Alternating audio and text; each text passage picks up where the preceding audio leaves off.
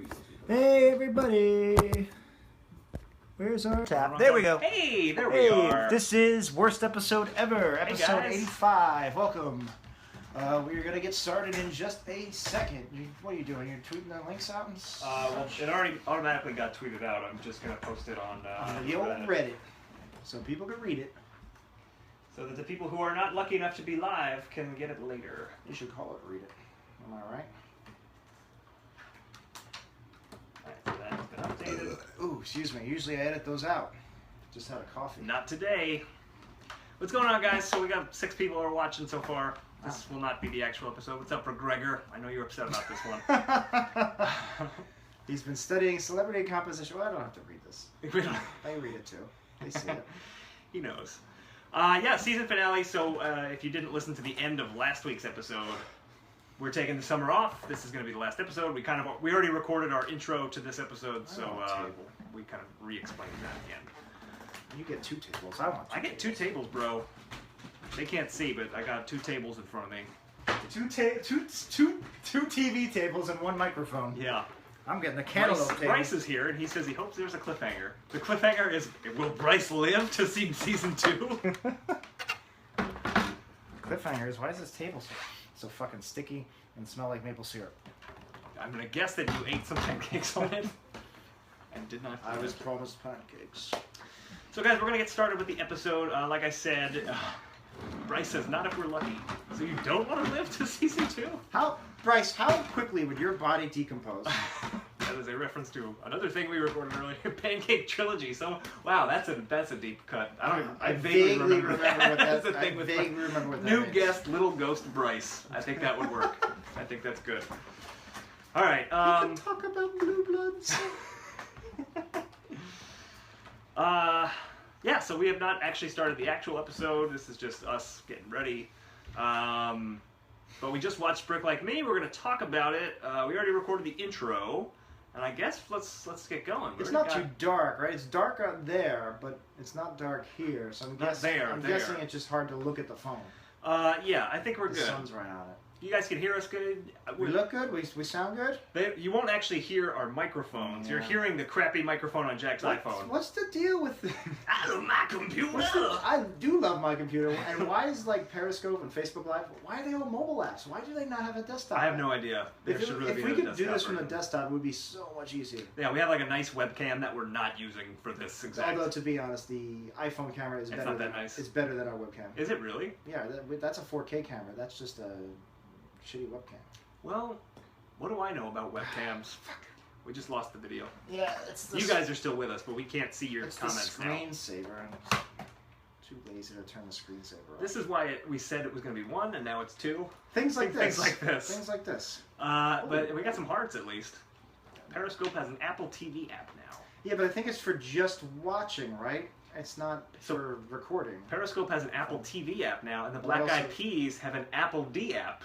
And always have. That's one of the guys in Black Eyed Peas. All right, what's up? I know kids don't use desktops. I get that. But still, the fact that there's so much live streaming and podcast live streaming now, you would think they'd have some way to use good mics. Yeah, I don't know. I think just mics and phones are getting better.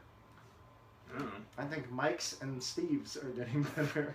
I think there's at least a Steve I think is watching us right now. So hi, Steve. Should I try to turn the screensaver off? I think there is a Reddit app now. Yeah, there is. Yeah. Who fucks each other? Steve and Mike? Me and Dan? I don't know. By the way, everyone's fucking everybody. Anyway, welcome to our Diswee afternoon.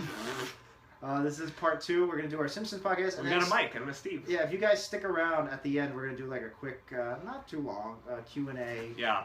Ask us anything, we'll answer it, and we'll put that out some point in the summer when there's no Wii content coming out. Yep. But we will do 90% out still. The South will rise again. I believe that's one of Thanos' lines from the new MCU. I think you are correct. I reckon I'm going to get me an Infinity Gauntlet. I will get the Infinity Gauntlet and I will use it to make zombies. That's Avengers Part 2. I don't know. Part 2. Anyway. All right, so we're going to jump right into the actual episode. So here we go. Here we go. Oh, wait. Where's my water? I had water. Christ's sake. This is why it takes forever to do Such the podcast. a diva. He needs water. Ooh, I need water to live. You diva. I do. It's a classic diva thing to say. Modern I need day water to live. Cleopatra. She and Mulholland. Well, you know, Cleopatra and I have a lot in common. Our guest last week, Billy Camera, is a stand-up, and he was holding the mic like this. Yes. Like really like on it. And now I've been doing it all day too. Although I remember I actually did this for our St. Patrick's Day episode. I think it's something to do with the Paris. You know what it is? It's because I'm sitting at this weird 45-degree angle. What's the deal with podcasts? You don't listen to them on an iPod? Well, I don't make iPods anymore. And that was it. That was my Seinfeld. No, I know not to cup the mic, but for some reason it just feels. I think it's the fact that you're watching me. I think it's like a safety blanket. I like holding That it. I'm watching you, or that they're watching you? I don't know. It just feels more comfortable now. Because I watch you all the time. Maybe it's because I do. Even when you don't know it. You see this comment? I did see that comment. Anyway, All right, guys. Let's do it, Jack. let's do it. Mate, your microphone is blocking my awesome portal bookend. Huh? Isn't that much better than Dan's voice? No, it's not. Anyway, here we go. Maybe we should have turned that comment moderation on. Maybe. Well, then we have to like approve. I think these then you gotta comments? reach over, touch the phone. I don't know how it works. I have no idea. I don't. That's wanna, why it should be a desktop app. I don't What want. is the deal? I just want to talk about the Simpsons. So let's That's talk what we're about the gonna do. Simpsons. You ready? I am. So that was Brick Like Me. It sure was. Brick. Instead of Jack. I don't know. Dude, they both end in CK. There's something there. There's There's nothing there. Should we start over? No, that's it. That's it. It's on live. But this on the is internet. this is our last episode. I don't We're want to. periscoping this live. We may not come back. We mentioned on 90%. That's not true. We mentioned on 90th percentile that you may have cancer and you may be dead. That's true. We did. Which is a mention total that on joke, by the way, 90%. just in case I wasn't clear. But no, this could be our last episode ever. Something happens to us during the summer, and now the final intro we ever did. Don't make it like The final intro we ever did, you fucked up by calling me Brick. Don't make it like we might not come back. We might die this summer. I mean, we could die any day, but like you're jinxing it. We gotta knock on some wood. There's no jinxing. Is nothing. There's no God. When we die, I know. we're dead. Well, as we learned in this episode, there was a moment in this episode Let's that talk was about this stark episode. atheism. Let's talk about this episode. Let's do it. So this is the famous Lego episode. Yeah. It was not what I think I was imagining. It was not like Lego live action. What's it? Stop motion animation. No, it was definitely CG. It was definitely CG. But so was the Lego Movie. Yeah, I know. But I was hoping more for like a White Stripes video. Right. I was hoping it was actually going to be legit live action. Yeah. I don't know. I actually thought this episode looked fantastic. That was definitely the best thing about this episode is the animation was awesome. Yeah, it looked great. I think my two biggest, not pet peeves, but the two things I would have, like the animation was great. It looked beautiful. Yeah. But the two things that weren't ideal were that the Lego figures didn't look like Lego figures. But they did look like the weird Simpsons Lego figures. They do have heads like that. I know, but I wanted them to look like Legos, like Lego guys. Yeah. That was one thing, and the other thing was I was hoping it would be stop motion. Right. Should we get rid of this guy? What's going on here? I don't know. Wait, I don't know how. I don't know what this guy's doing. I can't tell if you're trolling us or if I think he's trolling us. But if it's just really funny. All right, hold on one second. Let me see if we can figure this out. no, the answer is we can't figure it out. Oh, Jesus. Can you fix that? Yeah.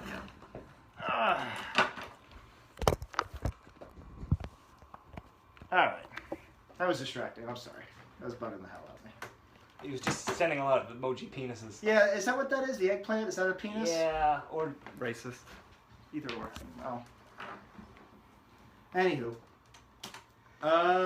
So can we start over now and I can redo that awesome Brick Jack dope? No, you didn't. You gotta So I ruined the Periscope. There we go. put that. I up on did the- do that. Give it some slack. We're live right now. You want to start over?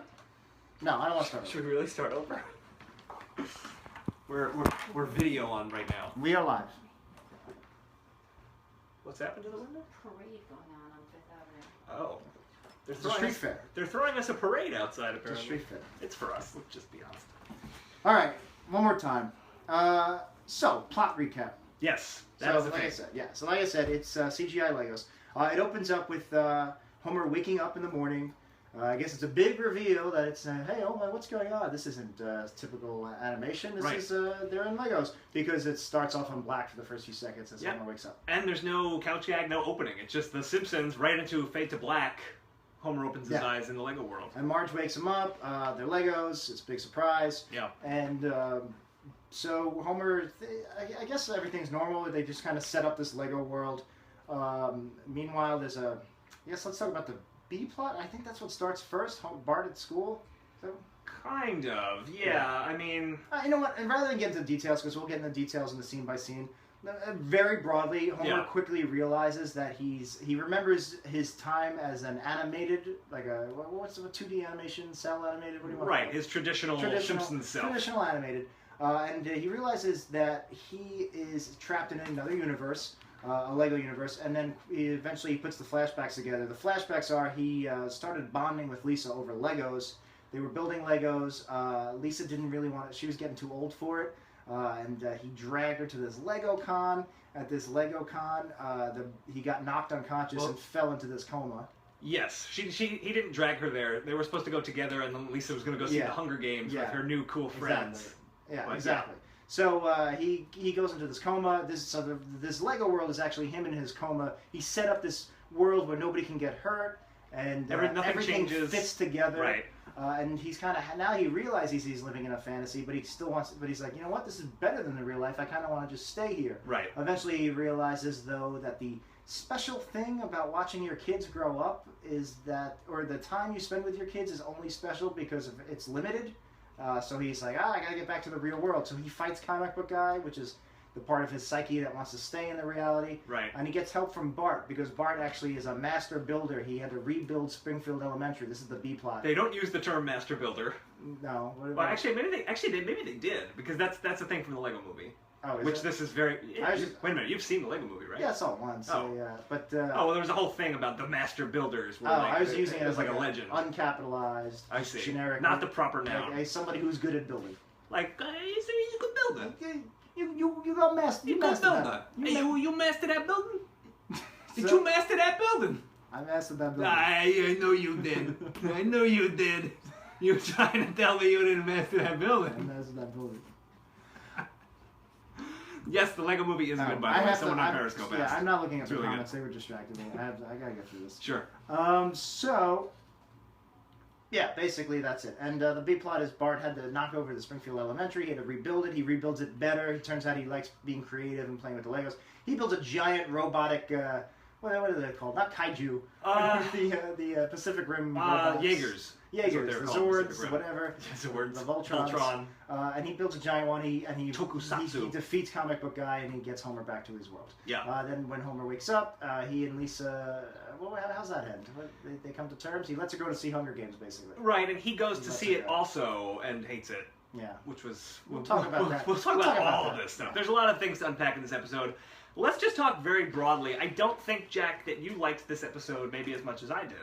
I thought it was okay. I thought for the most part, beyond the animation, it was a pretty weak episode. I'll say this. I didn't think it was that funny, but I loved the animation, and I thought that it actually had a story for once, and it was A to B to C, and it was an interesting story. There were some quibbles I have, but on the whole, like, this episode showed a lot more effort than I think a lot of other similar episodes around this time. I'll agree that the structure of the story was very solid compared to what we're used to. I do like the message that he wanted everything to fit together. I like that was kind of on the nose and a strong metaphor there. It didn't engage me at all emotionally. I didn't think that there was there. I thought the writing was really poor. The dialogue was terrible. Yeah.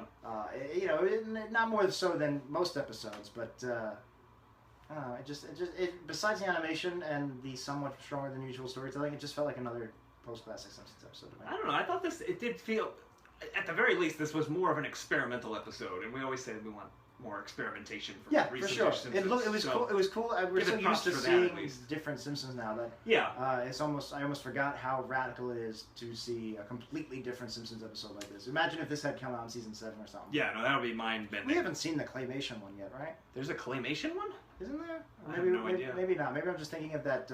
They did that. Maybe that was it. Just that spoof of what's it called? The Wallace and Gromit. Oh, yeah. Well, we Right. saw that. That was in the Angry Dad the Movie episode. But Right. Yeah. I guess I haven't done a full one. I'm just give me a second here. I'm gonna turn off the screensaver because our display keeps going black. Start after 20 minutes. That can't be right. It's definitely been coming on. It's an energy saver. Jack's now just doing something with his computer. So give us a second here. Let's try energy saver. I love Grimby. Someone said Gumby. Display sleep. I think this is our problem here. Let's go ahead and never. Your computer may use more energy with these settings. Well, obviously. Did you master that building? I think you mastered that building. Never letting your display go to sleep may shorten its life. It's true. That's dark. So, time for voices. How fast is it going to decompose? I created a new character like that. I missed it. I was Mr. Master Builder. Oh. Over here. Yeah, that was a one for the ages. He's no freak, I'll say that. Yeah, he certainly isn't. By the way, stay tuned over the summer, Freet time. I think we really should do one episode of Freet time. After we want episode. I will. Okay, I post the episodes. I will record it at home. I won't use our nice equipment, and it will be a Freet time episode. Do so not get ready. do it under the Wii Studio. I will. I want I nothing. absolutely I want will. nothing Look to at do. all these hearts I'm getting No. for Freet I time. don't want any of that. I'll call him up because he's not here You right guys now. have to He stop might. supporting Freet. He It's not might fun. come by later, It's so stupid. but we'll see. I don't know. It's the dumbest thing I've ever heard.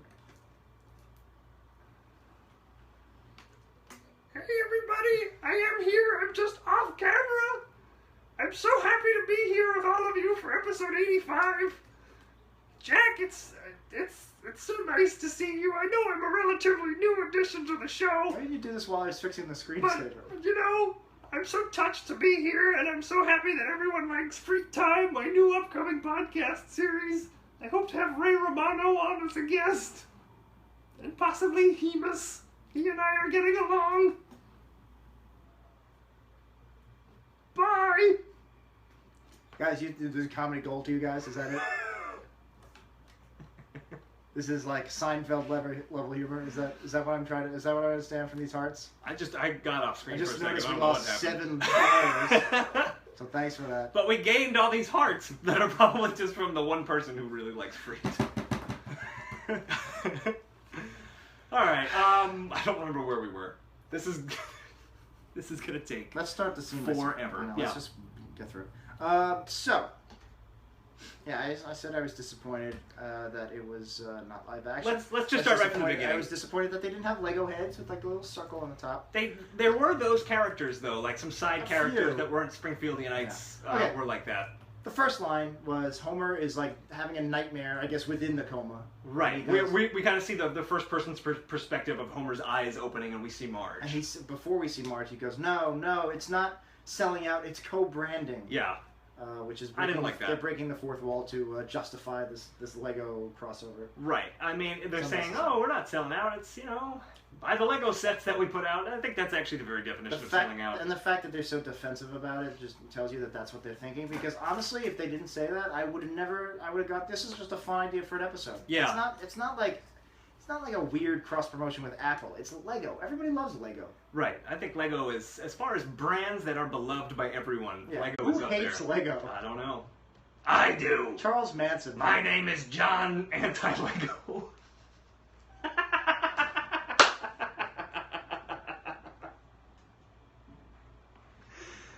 Maybe John Anti-Lego wasn't the best name I could have come up with.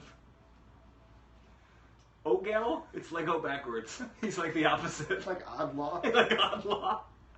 Speaking of Oddlaw, that was from the Where's Waldo animated series, which I tried to watch an episode of on YouTube, and it was... Not good? I loved Where's Waldo. I also loved it, but that's besides the point. Anyway. So, in general, too, I know we just started our scene by scene. In general, there was a decent amount of Lego. Somebody wants a John Anti-Lego podcast. You're getting it. You're going to get... Every character ever is going to get their own episode of a podcast. There were plenty of Lego jokes about them being Legos. I Yes. wish there were a few more specific ones, or maybe funnier ones. Like, there were ones I really loved, but I feel like they were outnumbered by the ones I was like, eh. Like, one I really loved was early in the morning, early in the episode, Marge is cooking breakfast, and she cooks Yes. an egg in a frying pan, and it's just one round yellow Lego piece. Yeah. Like, that I really like that. That was cute. There were a lot of great visual jokes using what Legos are in the real world. What would they be like in a fictional living Springfield that's made of Legos? Krusty and Teeny get crashed into each other. Right, and they swap legs. They swap legs. Yeah, that was cute. I wish there was a little bit more stuff like that. Or, like I said, there was a good amount of it. I guess maybe just some of it was... Yeah. Maybe I'll point those out as we come along. So, yeah, he wakes up from this dream, breaks the fourth wall. He and Marge's relationship is very core to this storyline. It was, yeah. Should we mention what happened when we were watching it and we did that weird loop? That might be hard to It's very hard to explain. And I already turned off the episode. Otherwise, I would play it for us right now and to explain what we did. I don't know if we can explain it. We probably can't explain it, but but try. there was basically this moment where there's a moment where Homer rips Marge's hand out, and then Marge, like, falls to the ground, and I forget what she says. She says something, and then Homer, like, giggles or something. And for some reason, it played twice for us, and then you kept, like, playing it over and over again, just that laugh and that line. We had some audio issues, and I was fixing it, so I tried to rewind it, and I only rewound it 5 seconds, and it created, like, a loop. And so we watched that 5-second loop for probably too long, but it was really funny. We must have played it a good 3 dozen times. This probably isn't interesting, and we can just call this. Laughed. This was terrible. I don't even know if I put that in the lead scenes. Jeez, sorry. You've never seen this one? It's worth watching, I would say, Liam. But anyway. I'm giving myself kind of. Yes, these cause cancer, these pop filters. So here we are eating them.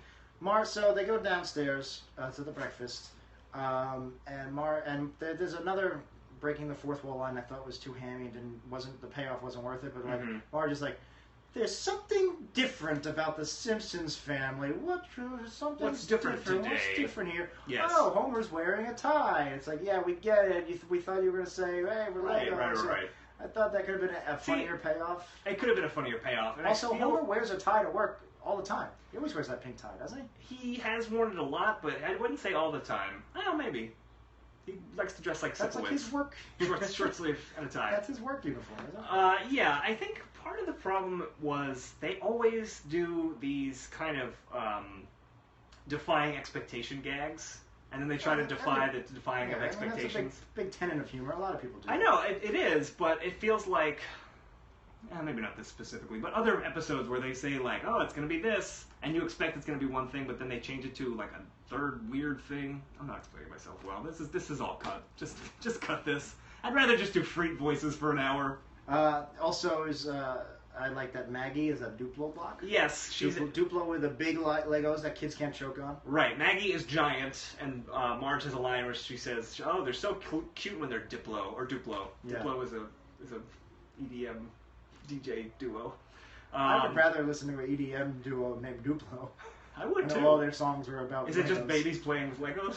Hey, Duplos aren't just for babies. I played with my Duplos well into adulthood. So you're the guy who's like, it's a suggested age range. Yeah, exactly. I like to use them to make Zords and stuff for my Power Rangers. Let's talk really quickly about this. We both liked Legos growing up, right? Like, I was a big Lego fan. I was a big Lego. I actually had now that I see how kids play with them now, I actually had a very small collection. Yeah. It was enough to fit in maybe like a laptop-sized Tupperware thing. I never had any of the play sets, the build sets, or maybe a few of them came from them, but it was mostly just random pieces. That's interesting. I would just kind of... I had a whole universe I built. I had a couple of Space Police. I think I had maybe one of the sets must have been a Space Police spaceship vehicle. Sure. So I made a Space Police universe, and I would just use my random Legos to build them various vehicles and spaceships and stuff. I had a lot of the like the castle Lego sets, and I would play with them like action figures too. Like they had a lot of wars against each other. But I had like the big castle set that was fucking awesome. It had a ghost that popped out and a skeleton that popped out and like a working drawbridge. Oh, I never did anything like that. But two weird things. One, for a company that's all about like creativity, and this was kind of in the Lego movie itself and a little bit in this episode, Legos are just, you buy the set and you build it according to the instructions. But Yeah, I never did that. I always call it IKEA Lego for grown-ups because you're just following the instructions and building something, and it's just, there is no creativity. It's just follow the directions. And what always pissed me off with like the big Lego sets is you would get the box that they would come in. It would have photos inside of like different ways to use the pieces. So if you had like a castle, it was like a crazy ass like tower instead of the normal flat castle. But there were no instructions on how to build that. You just have to go. You just have to like, in front of and I tried. I would try to like look at the picture and be like, all right, looks like they did this here. It never worked. I haven't played with Legos in a very long time. Me neither. I bet you, if you are into like that kind of stuff, it's so much cooler now because there's probably you go on the internet, yeah, you go on Reddit or whatever. I'm sure you can get like recipes for exactly Legos like people and come stuff. up with this. But that never appealed to me. I always just liked. I just threw them all in a bin, shook it up, and then just built. I actually remember my very first show and tell in kindergarten. To do a show and tell, and I just brought my favorite Lego piece was a thicker green rectangle, and it was like my biggest piece I had basically, besides a flatter square green one. And I just put like 6 bricks on it. And I brought it in. And I was like, "Here's my Legos." And the teacher's like, "Well, why don't you build something with it?" I was like, "I did. Look, it's bricks." Yeah, it's bricks. And like, I just didn't get. I was like, "Why you want me?" Why don't I say?" It's like I never considered a model kit basically. Interesting. To me, it was just bricks. You just put so the act of attaching bricks to the flat green surface. That's what I was showing. All right, that's like, something I did. What more do you want? What do you want from me, teacher? I showed and I told, and that's it. I had some of the loose Legos too. I built like a time machine Lego thing that was like a long. It did. It was a working time machine. It was a working time machine built out of Legos. No, you should have. I probably should have. It's been disassembled since, but I just kind of went back like 5 seconds and patted myself on the back, and it was like, oh my god! And then the past self traveled into the time and became the future self. So it was just really just simple Lego play. Just as a simple kid with simple wishes. That's all. But I did want to say something else that now I'm forgetting about Legos. Oh, Legos Today must be awesome because probably an app. There probably is an app, but you can like design Lego kits, and if they get enough votes on the Lego website, they will make them. So design Lego kits from previously. I think they can be existing pieces, and I think some of the like licensed Lego stuff has come out of that thing. Like I'm pretty sure the DeLorean from Back to the Future, someone like made it online, and it was so popular that Lego was like, all right, let's go to Warner Brothers or whoever it is and get the Back to the Future license and actually make it. I think this is probably someone just said on the Periscope, Back to the Future and Ghostbusters both came about. This is probably going to hurt our relationship with Lego because I was kind of hoping that they were going to release a Wii Studios kit. I think they're going to sponsor the show. Wouldn't that be nice? Like all solid gold Lego gold Lego like bricks. a $35,000. Yeah. Hopefully it's available on Amazon, so we get like 4% of that. Absolutely, it's packed in with Freet. It is not. It is packed in part of the show. A Jack and a Dan, and that's it. No, and Freet is also there. Freet is not there. And maybe little Hemus comes in too. Nope, just Jack and Dan pieces. And the Wii Studios, the mics, I think we run on Juice. I think that was a thing. I don't even remember. The bus stop, you could do a bus stop kit. Right. Anyway, so that might not happen because I'm about to insult Lego. But their store in New York, underwhelming. Their store in New York is not that big or cool. There's a few cool models. And I've walked past it several times and I've never gone inside. Oh, I've gone in, and it's just, there's some cool sets. And then they have like a big wall of yellow pieces, red pieces, and you pick and choose. It's like a candy store where you fill a bag up with different candies. Right, but don't eat them. But it's also super expensive because they charge by the pound or whatever. Yeah, but what's weird is, you're right, they don't have that many impressive models. I think maybe they have... a big old dragon that winds its way throughout the whole store. That's pretty cool. But you know what they have in their windows is like Lego murals, which are not as impressive. Wait, like, what do you mean? Like it's a flat thing. Like a picture? Yeah, basically. Because I like they have... Like using colored bricks. Oh, they have tiles for like a mosaic, I guess. No, they do have a lot of scenes. Like a town hall or something. And it's right. I actually like those. Yeah. I think Lego models don't impress me that much. Again, it's like, I'm sure the work that went into it is very rewarding, but it's just, if I see a huge 12-foot tall Lego Empire State Building. Yeah, like, you're not that impressed by that? It's just like, I mean, I'm impressed by the labor that went into it, but there's nothing to look at. It just looks like an Empire State Building. Whatever. Right. So if it was something cooler, like if they built, like let's say you walk into the Lego store and there's this giant time machine looking crazy ass spaceship maybe thing. it was like had some kind of functioning thing, like Homer builds a mini Duff brewery that can actually brew beer. Maybe, right? Yeah, that happens. But I don't know. I guess again, because again the labor is very impressive, but there's nothing creative about it if it is kind of a paint by numbers. Because you're just building something that's real. It's like put this brick here, put this brick here. It's a coloring book. I'll give you this. I think like something like the Empire State Building, which is just a pretty nondescript gray building. I know at the top it's kind of unique, but it's just a stack. Like it's just gray up. All right, even the dragon. It's not like a dragon is. That's a little more involved. Yeah, it's just I don't know. I just feel like I might as well just be looking at a 3D printed model. It's just like whatever. I think it must tie into my idea that you shouldn't be making something from a rule book. A 3D printed model has to be designed by somebody, so that's probably even more impressive. But this has to be, they have to plan out like, okay, we're going to put these bricks here, blah blah blah. I'd rather see I don't know if this is how Top Chef works because I've never watched it. I think this is how Top Chef works. I'd rather see you have a reality competition. You have 3 master builders. Okay. And you just give them a bunch of random Lego pieces that they had no prep for, and whoever comes up with the best model, makes something the best out of it. That's a pretty cool idea. Like that, would impress me a lot more than somebody getting 10,000 pieces, a map, and building an Empire State Building or a time machine or a Millennium Falcon. Okay, I agree with you, and I think that's kind of the weird thing about Legos, where they are kind of a model kit, but they do say both. that they say they do both, but they kind of don't do both. Like I don't even know if they sell like just a bag of Legos anymore. See, that's what I had as a kid because that's why I never liked those castle kits or those other kits because there were so many unique pieces that you couldn't do anything with. What am I going to do with this castle gate? You're right. It's either a castle gate or it's... Or it could be a grate for a sewer. For my sewer grate playset. Well, if I'm playing with my Ninja Turtles, actually. There you go. Right. There you go. But there were a lot of even harder pieces to use. Even I had my Space Police vehicle had a big green crystal glass window. So I couldn't attach that thing to anything. Right. That's not going to be helping when you're building a castle, I guess. You know what sucked? Connects. Connects I never owned. Connects. So I will not comment on Connects. I've never actually owned it either. Just I want to say something back to The Simpsons. I thought it was interesting that this episode started in the Lego world, and then it was kind of slowly revealed throughout what was actually happening. That's something I really, really like. It's not crazy original storytelling. It's been done to death. But in The Simpsons, it hasn't been done. Well, I would say this, that it was the less conventional option. Yes. It was certainly not original, but it's, instead of just being like Homer hits his head and then we're in a Lego world, we start in a Lego world and it's a mystery a bit. Do you want to bring up Philip K. Dick? I absolutely want to bring up Philip K. Dick because... Bring the dick up. I'm going to bring my dick out right now. No, bring the dick up, not out. Bring the dick up and out. Do not bring it out. I'm bringing it up and out.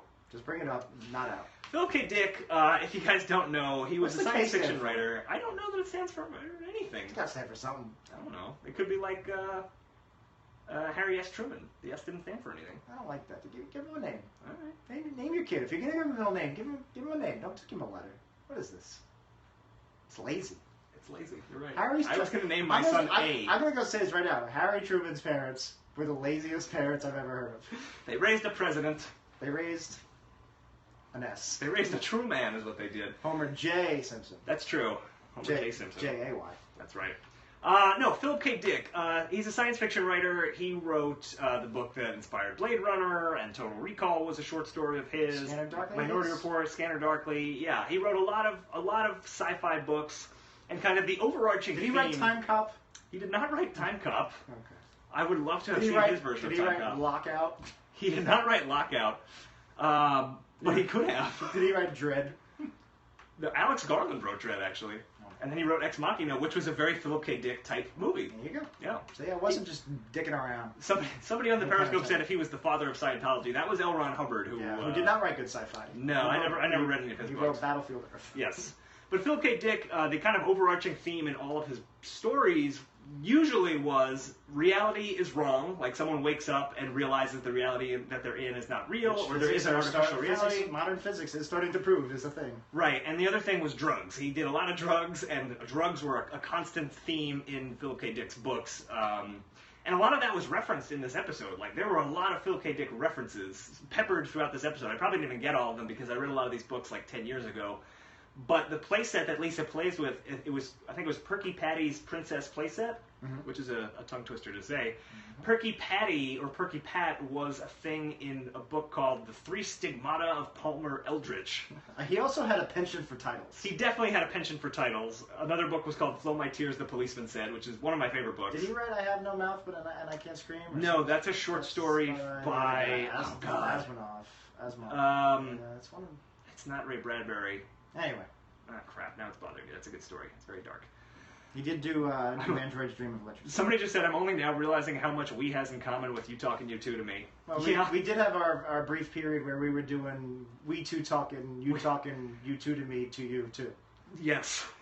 Boy, talk about a tongue twister. That was a Philip K. Dick title. It was. It was very, very... It was about how reality is drugs. And yeah, but reality is drugs. Reality is drugs. But anyway, in the three stigmata of Palmer Eldritch, people take this drug called Candy to go into this artificial world with Perky Patty. So it was a very fitting reference to put in as the thing that was kind of Homer's connection to this Lego fantasy world. I was surprised at how in depth the Philip K. Dick references went. We actually talked about this off air. Yeah. But in Comic Book Guy's store, by the way, in the Android's Dungeon, there were a ton of parody Philip K. Dick books. I noticed Brik, which is a parody of Ubik. I noticed Block Runner instead of Blade Runner. Block Runner instead of Blade Runner. Here's one I had a question for. There was also Radioactive Dig, and it looked like a Radioactive Man parody. What is that? Is that a Philip K. Dick? Like, what does that mean? Radioactive Dig. What does that mean? If it is, it doesn't make any sense to me. But I'm far from an expert. No, but I was surprised at all the Philip K. Dick because so basically he's the father of this trope of, hey, I'm in a reality, I'm in a coma, this is my real reality.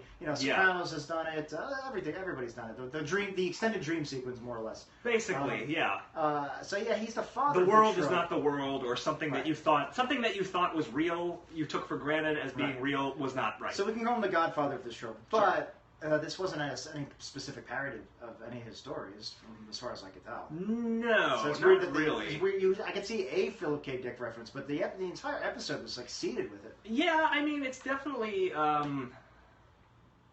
don't think it was a specific one. Flow My Tears, the Policeman Said. That's about Homer Simpson finding out he's not Lego, right? But... Yeah, it was. Actually, you know what? That makes total sense now that you say it. I get it. Okay. That was the exact plot. That was stupid of me to forget about it. It's a good book. You should read it. But, Man in the High Castle was also a Phil K. Dick book, and I have not at all watched that Amazon series. If you check out our 90s percentile, I think it airs in like a week or so. It hasn't aired yet. Next but if week. you've watched it live today during our Disney afternoon, I can't watch it. You'll know that Jack cannot watch Amazon Prime anymore. I sacrificed my Amazon Prime account for a good cause. For a good cause. So, do you want to just bang out the Bart B-plot real quick, or how do you want to do this? Let's talk about Bart, and before we even get to his B-plot is he destroys the school. We'll talk about the specifics, but here's the thing. This whole episode is Homer's fantasy. Why is Homer having an extended fantasy about a B-plot related to Bart? And I was waiting the entire time for some kind of breaking the fourth wall. Me too. They always do, like, why would the spirits want me to follow Lincoln's Gold? Right, to follow the Lincoln's Gold story, like in Bart's the Future. Yeah, and they never do. They never do. It's just kind of weird. I know... Unless he knew that eventually Bart would save him at the end. He was setting it up. I know in reality we're doing it because we're making a Simpsons episode that's Lego, and we want to feature a Bart storyline with a B-plot. But just give me one line. Give me the I'm so glad we invented that smoking thing. Yeah, exactly. I'm so glad we invented that Bart B-plot. Yeah, right. There's also a scene later on where they leave church and Lovejoy has a joke, an extended joke, and Homer's not there anymore. Why is Homer dreaming that? Yeah, why is Homer dreaming about things that happen when he's not there? I'm starting to think this show is not as realistic as it could be. You know what? This might just be a cartoon show. This isn't real, I don't think. So Milhouse brings a skunk. Milhouse brings a skunk in for show and tell. And they do a weird gag where he's like, he's been desacked because Bart wanted to spray somebody with the skunk. Yeah. And then immediately the skunk sprays Milhouse. And he said, they lied. Well, he said the gypsy skunk seller lied. Yeah. What was that? The one thing I took note of that was that the skunk spray was clear Lego discs. A bunch of clear Lego discs that I guess represented liquid. I guess, yeah. But later in the episode, Homer splashes himself with beer to wake up. And that beer was CGI, actual liquid, and it was the one thing in the entire episode that wasn't plastic. But that was part of the story. Are you talking about in Moe's where he spills beer on himself? Yeah. That was reality seeping back into the I see. So once the beer touched him, it became because everyone was like, "What's going on?" And then he saw real Lenny and Carl. All right, so that was cut all that. All right, we'll cut that. We're gonna cut all of this because this episode's terrible so far. I mean, we could bring Freet back. No, we don't. You guys want me to bring Freet back? He's right outside the bus stop. Every time you say "Let's bring Freet back," we lose another listener, watcher, viewer, follower, Periscoper. But you've gained so much in Freet. 100% Freet! Man, Dan, you just missed Freet. You missed him again? You just missed him. It's really weird. He was just here, and you were out of frame. That's so bizarre. That's so bizarre. It's how bizarre. Ooh, baby. Freet's driving me crazy. Every time I look around. Every time he looks around. He's in my face. He's in the frame. Oh man. Maybe we'll make an episode for free time. Oh my god. Anyway, it would be Weevee? T-Wee? Weevee TV series. WeTV is WeTV is something else. WeTV is already taken. You're right. Weevee? Weevee. This Wee afternoon, I like. T-Wee? T-Wee Hermans. Someone said Jack's dad, "Hey, Jakey boy, I'm so proud of you being on a Periscope here. We lost a couple of viewers when I started doing all these voices over there." I don't blame him. Anyway, so the B plot. So the skunk escapes. Bart chases him. Yeah, the skunk really goes into the walls. The skunk runs into the walls, and they start disassembling the walls. And groundskeeper Willie comes in and says, "You can't do that. The walls are holding the school up." Which they do. It's factually in real accurate. world. In real world and Lego world. But then they're like, "Oh, it's because of a skunk," and Willie runs into the wall, and then the school collapses. Yeah, the entire school collapses around the students. Yeah, and by collapses, then everything breaks up into individual. I'm just thinking about this now. Willie is kind of the one who should be rebuilding the school. Yeah. Bart didn't do anything. Millhouse brought the skunk. What did you think of Willie was going after the skunk to eat it? He called it Scottish steak. Oh, I didn't even pick up on that. Do you think skunk meat would be any more or less disgusting than any other, squirrel, rodent meat? Probably not. You know, because the stink sack is completely separate, right? I mean, maybe something's seeping in, right? Maybe a little stink. If I had, a stink sack right here... Which you do. Next to my other stink sack. My whole general... I would still eat you. I would just separate the stink stack. You don't think my general pelvic area would have some kind of stink seepage? I mean, you could still eat the wing meat. All right. So you say eat the top half of the squirrel? Yeah. All right. I think so. Not the skunk. The skunk. You chop off the stinky part and you eat the rest. All right. That's how it works. That's how hillbillies do it. Or the Scottish, apparently. Yeah. But the school collapses, and Principal Skinner makes Bart rebuild the school by himself. By giving him a new playset of the Springfield Elementary, which I like. Right. I like that too. That's how you build things. So on Periscope, this is somewhat erotic. Is it? Is know what the opposite of somewhat? Is that a word? Just like anti-Lego is the opposite of Lego. That is know what erotic. Yeah, I thought it was a good idea to have Bart has to rebuild the school. He gets the manual, the Lego step-by-step manual. I thought that was cute.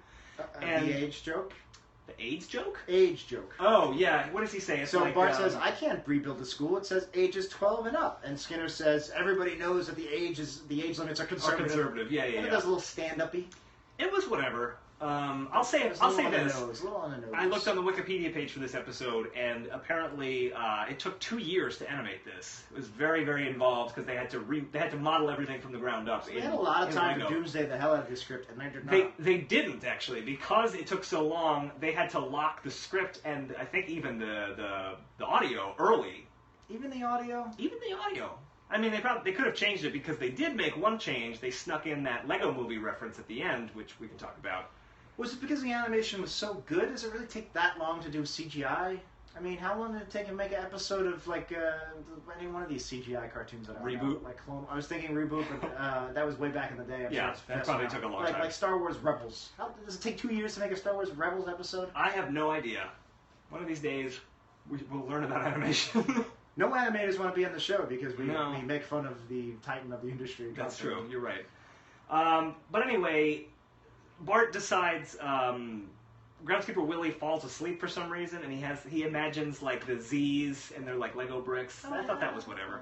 Not my favorite visual gag in the show. Didn't hate it. But Bart says, I don't have to rebuild it according to the manual. I can do whatever I want. He's on the Team Jack side. He's a master builder. He's on the Jack side of... That's what the master builders did in the Lego How movie. do I use the Legos? Yeah. Right. They could see the pieces and the sets.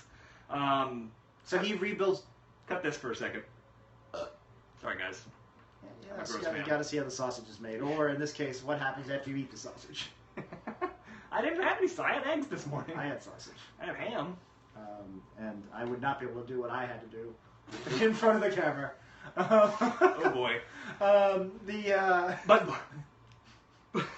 Bart rebuilds the school and he gives it. It looks almost Dr. Seussian kind of like things that go up and then there's like big things on weird little squiggles. He puts in skate parks instead of classrooms. A haunted forest. The haunted forest in Skinner's office was awesome. I especially liked that it was the iconic Lego ghost. Yeah. That like glows in the dark. All the teachers are Terminators. Yes, that was cute. And then I like that he capped it all off with 2 tether poles. See, we've criticized, that's a kid thing. But we've criticized things like that in the past where they didn't end on the strongest one. But I actually think that was the strongest one.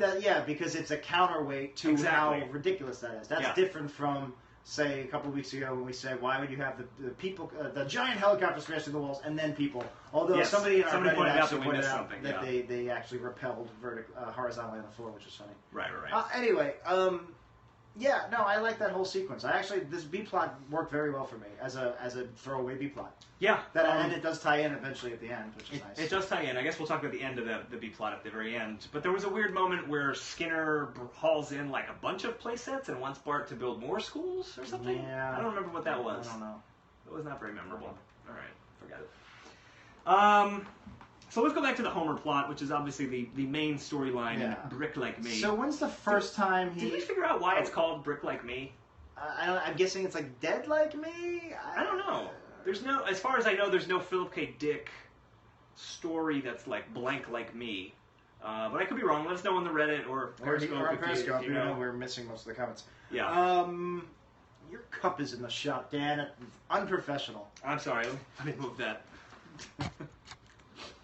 Hey everybody! Freet's here again! And Hemus! Just give the people what they want. Hemus is here for the 85th episode. I couldn't stay away.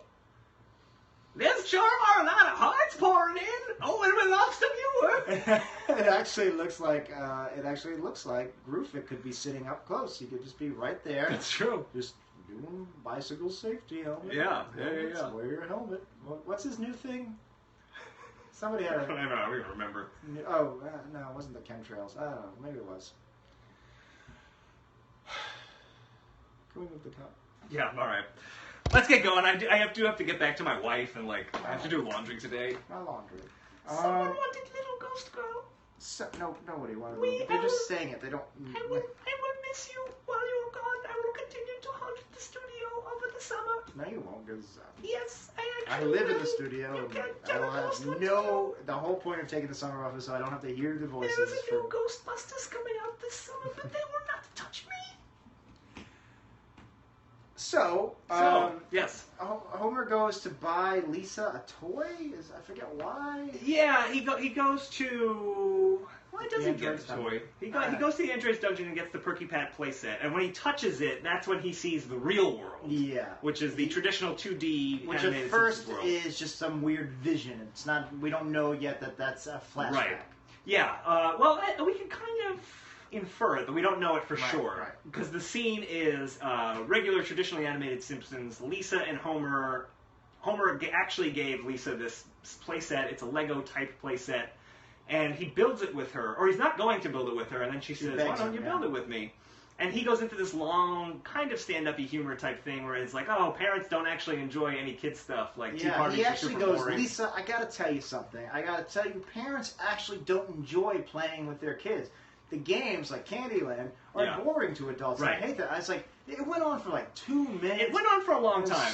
It was telling, not showing. Yeah. And this is something they've been conveying since maybe even season 1. Yeah. Where it's just like, it's a part of raising kids where you do these things. And back then they would always do it with a line or a furtive glance. You know, Yes. I couldn't believe they spent 2 minutes of Homer just spelling it. This was maybe my least favorite part of the entire episode. I think you're right, and it was especially weird. You know, I get if it was expensive to do the Lego animation, maybe they needed to have some scenes that were regular animation, but this just it was so long, and I was like, can we get back to the like fun Lego world now? This was like. It snapped me back to reality, being like, "Oh yeah, this is just another shit post-classic Simpsons episode." Yeah, with a different skin. It was. Yeah, we did miss a line though. Credit where credit's due that I did like, where so Lisa's like, "Homer, Dad, play with me," and Homer goes, "Well, there's no dad on the box." Yeah, that was pretty good. I like that. I like that. See, again, that line conveys the 2-minute speech he just said directly. Yeah. We get from just there's no dad on the box in that, hey, I'm a dad, I don't want to play with my kid. You know, right, I don't want right. to play with this stupid toy set. Right, and I shouldn't have to. And I shouldn't have to. Yeah, that line did the work already. But let's just talk about kind of the emotional stakes of the story throughout, because we get this scene as a setup, and it cuts back to the Lego world, and Lego Homer is like, what the hell just happened? But as it's relayed in the story, basically what happened was, in the real world, that actually happened. That vision was real. It was a flashback, I guess. Yeah. And then Homer finds that he really enjoys playing Legos with Lisa. They build an entire Springfield in the basement, and then Lisa meets these new cool girls, older girls. Out of nowhere. Completely out of nowhere. We'll talk more about that. They could have used the 90 seconds Homer was just shit dialogue. They could use the 90 seconds to have her bump into these girls and meet them somehow. They could have had a scene of Lisa at school, maybe like working on a Lego thing, and then like she hides it because these cool girls are like actually talking to her. How about this? They're at a Barnes & Noble, which is a bookstore. It is. But they always have like smart, fancy toys for kids. They have like puzzles and stuff and board games. She meets them there in the Hunger Games section, but that's also where Homer, she's like, can we get this? And they buy the Lego kit there instead of the comic book guys. Yeah. Because that's why actually the last few Lego sets I bought for nephews and nieces have been at a Barnes & Noble. That could have worked, except then you lose comic book guy as kind of like the bad guy ultimately in the end. And I actually did like that. We can talk about that later. It condenses. Yeah, I know. He could be working at the Barnes & Noble. There could have and should have been a scene where Lisa meets these girls. Because it just cuts to her in her room with these three characters we have never seen before talking about this Hunger Games knockoff we've never even heard of. Yeah. But anyway, Lisa kind of drifts away from Homer, and Homer is now really into the Lego thing. They were going to go to this Brik-Con or whatever it was. Brick Week or I don't know. I forget what it was called. But it was like a big Lego convention, and then Lisa doesn't go, and Homer ends up going by himself. He gets knocked out, and that's how the visions start. It's him in his little unconscious world. Right. This just occurred to me as well. Okay. I'm surprised there wasn't a Minecraft reference, because that's like the new Legos for kids. And it's digital, and this is a digital Lego thing. You would think there would have been a token line somewhere. Maybe. Do they have a rivalry Lego Minecraft? Maybe that's faux pas too. I feel like I don't know anything about a Lego Minecraft rivalry, like a Crips Bloods type situation. But I feel like they probably wouldn't want to mention some other product because Lego, clearly had a hand in the making of this episode. Right. Okay. So should we talk about do you want to go into more detail about the Hunger Games and where that met since that was here, or do you want to wait? We can talk about it now. Because we meet these teenage girls before they go to the Lego convention. Let's go back for a quick second, because there was a line I liked where Homer has the vision, the flashback we were just talking about, and he's explaining it to Marge, and Marge says, it was probably just a mini stroke. Yeah. I thought that was funny, just casually wiping it away. I think the scene is where they're bonding in bed, right? Well, they have a short conversation where they kind of bring up the point of this fantasy, which is that everything fits with everything else and nobody gets hurt. And I really like that line. I really like that too. It's a very poignant line that... yes. Yeah, the idea that if you're Lego and you get your head chopped off, you just pop it back on. You put it back on. Something about that safe space is just very... And I thought that was one of the stronger elements of the entire episode. I agree, and... then they have sex. And it was weird. They cut away, and we kind of see a shot from outside the house, and then it's like... zoom in on their faces, and I was like, I kind of wanted to see Lego sex, even though I know we're not really going to see like Team America. Yeah, we're not going to see something as graphic as that. But then it pulls out, and as did Homer. What's up? It pulls the camera out, and they have completely disassembled their bodies. I'm guessing, is that sex in the Lego universe? No, I'm guessing that they fucked so hard that they that they're just heads. Like he was penetrating. See, her, why can't we see that? Just, like this is Homer's dick, and this is Marge's vagina. Right. And they're going like this so hard that the vibrations literally shatter them into pieces. Yeah. And it's like it's kind of a cool concept. Like I could have sex as really hard and but just I'll somebody. never be able to shatter somebody because I'm not a Lego. I'm meat. That's true. It's true. If you were the Incredible Hulk, you could do it. Yeah, but I'd kill whoever I was having sex Of course. But would you stop? I don't know. I don't know if I would in the heat of the moment. I don't know if You the just Hulk would have either. Just the torso. Torso? Oh God, what a horrible thought. I just thought it was so weird that they fucked themselves into pieces. I thought that was cool. I thought that was like this whole episode they were doing. How do things work in the Lego world? Yeah. And that's how That's sex how it works. works. But that's how hard. Like you didn't have like great sex. Like was it good for you if you didn't even lose a piece? Yeah. If you're still in one piece at the end of Lego sex. Yeah, that was some vanilla Lego sex. Very vanilla. Vanilla Lego sex, possibly the title of the episode. Oh man, Homer gave Marge the old rum raisin. I'm sorry to do this, but I really have to go to the bathroom, so I'm going to take a break. Feel free to just, Jack, you can deal with Periscope. All while I'm right. gone. I guess I can do some groove fix. I'm going to go to the bathroom on camera. No, I'm not very good with it on the spot. What's a groove conspiracy theory that we can do? What's something I could probably just go on Reddit and find one. I haven't done groove in forever. God. Hoard your silver. We always wear a helmet and hoard silver for when the economy collapses. That's all I got, guys. I'm sorry. I'm not as adept at doing stupid voices as Dan. On One Piece I go. Dan trashes me all the time when I go pee, but I'm not that kind of person. I cherish the time we have together. We all know he's the weakest link on this podcast, but it's almost an asset. Somebody has to. The Statue of Liberty has that pedestal that holds it up and makes it great. And that's what Dan's my pedestal. And he's also a pedophile. Hey! How's it going, Daniel? You're getting a lot of hearts, Jack. Let's just say that some people like that you're a pedophile. Excuse me? You're not supposed to say that on the air. Anybody see Legal Eagles with not Paul Newman. Who's the other one? Robert Redford? Robert Redford, yeah. 1980s movie, Legal Eagles. Really? Anyway, that Brooklyn Bridge, that's from the movie. Oh, yeah. It's in the movie. Really quick, just the pedophile thing made me think of this, but the long-running gag that I like, Yes. The long-running gag that I like seeing children get hurt. Last night I saw this movie, The Lobster. You heard about this movie? movie? Yeah, lots of things, lots of good things. I hated it, Oh. but that's besides the point. Do you like Colin Farrell in general? Yes, I love Colin Farrell. He's no good? We can talk off air because I want to keep this show going, but there's a scene where Colin Farrell kicks a little girl in the shin, and I laughed the hardest I've laughed in a while. You like child torture. It was... I'm not a pedophile. What were you saying while I was in the bathroom? I literally said you're a pedophile. I'm I not! didn't spin a yarn. I just said Dan is a pedophile. 3 words. Hey, Jack, why don't you go to the bathroom? I don't have to go. Jack, necrophilia. Although my... You can edit this out because you were at the fucking show. You can just make it Dan is a pedophile over and over again for 90 minutes. Our season finale, 1985. Dan is a pedophile. Dan is a pedophile. Dan is a pedophile. Dan is a pedophile. There are way too many hearts getting... Dan is a pedophile.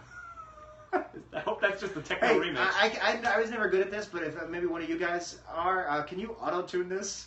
No. Dan is a pedophile. Dan is a pedophile. Dan is a pedophile. Auto-tune this and put it like a good beat to it.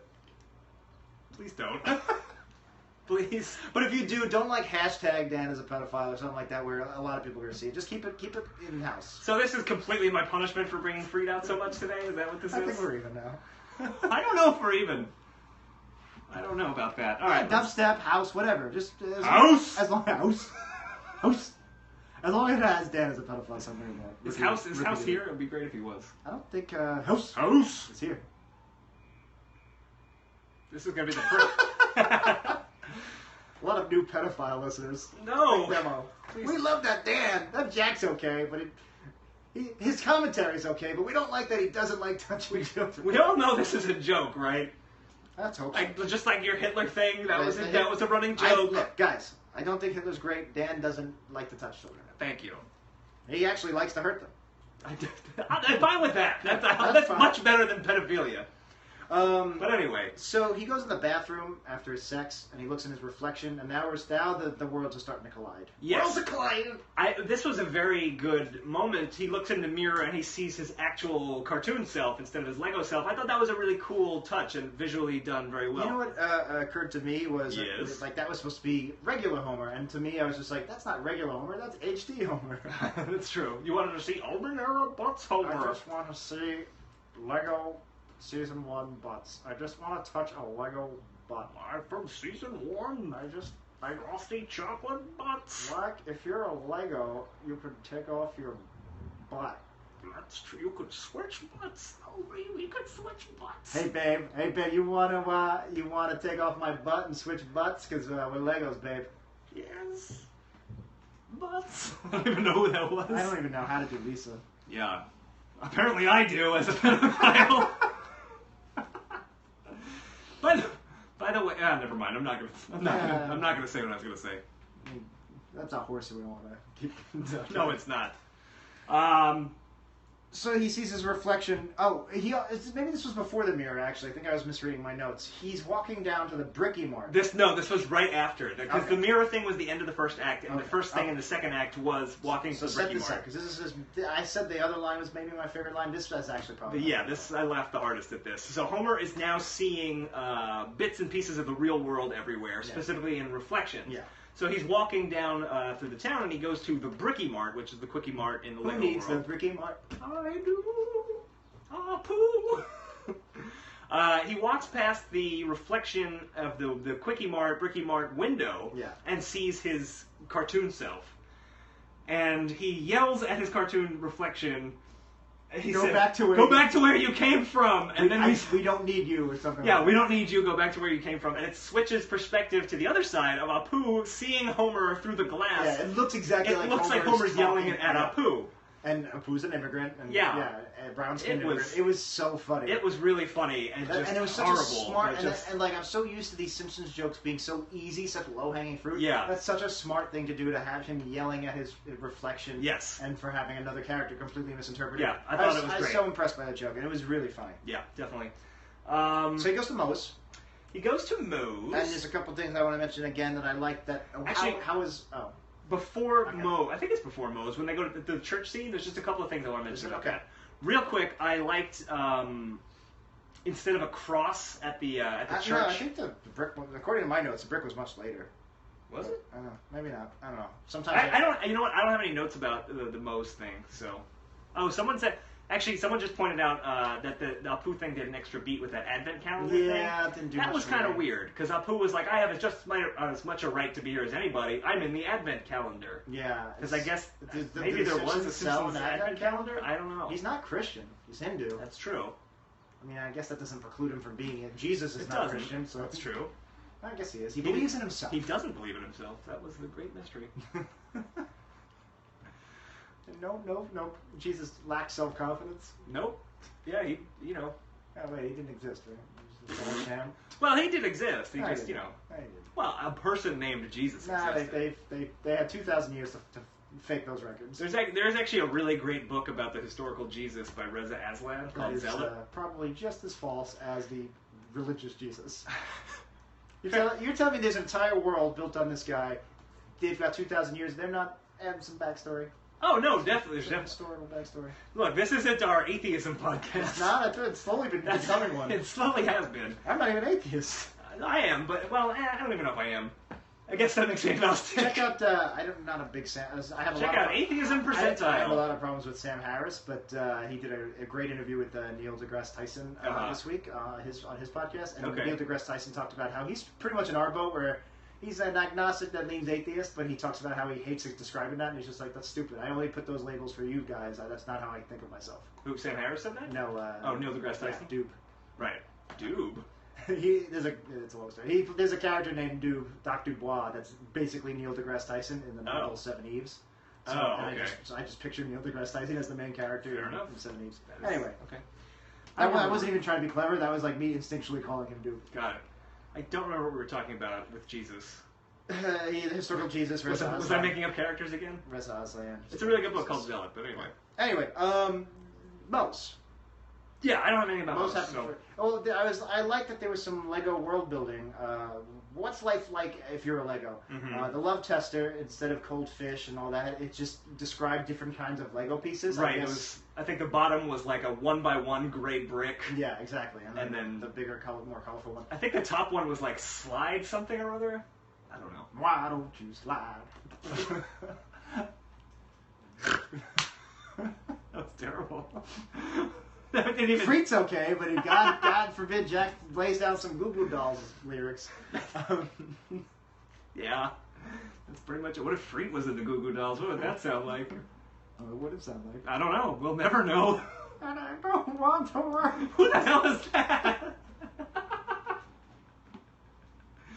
I think that's Greet. Magritte. It's me, Greet. I like to say hello to everybody. Hello. Hi. Bienvenue. You need at least 3 characteristics to be a fully fleshed out character. Cabaret was written about me. Welcome. Bienvenue. Welcome in.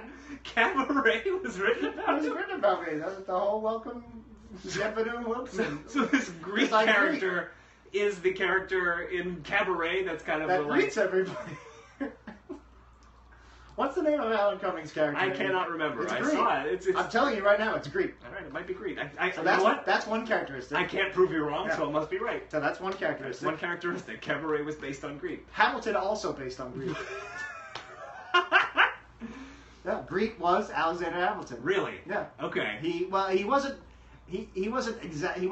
actually Alexander Hamilton was Alexander Hamilton. Right. But Greek was like basically telling Hamilton everything to write. Greek was one of... Hamilton was the face. He was like the Okay, Greek was the... Moses. You know, they must have cut those songs out, because I saw Hamilton. I don't recall You seeing don't Greek. remember it's Greek, you're the Aaron to my Moses. You don't remember that song? You know what? Now that you're singing it, I do now remember it. it comes back. Greek, you're the Aaron to my Moses.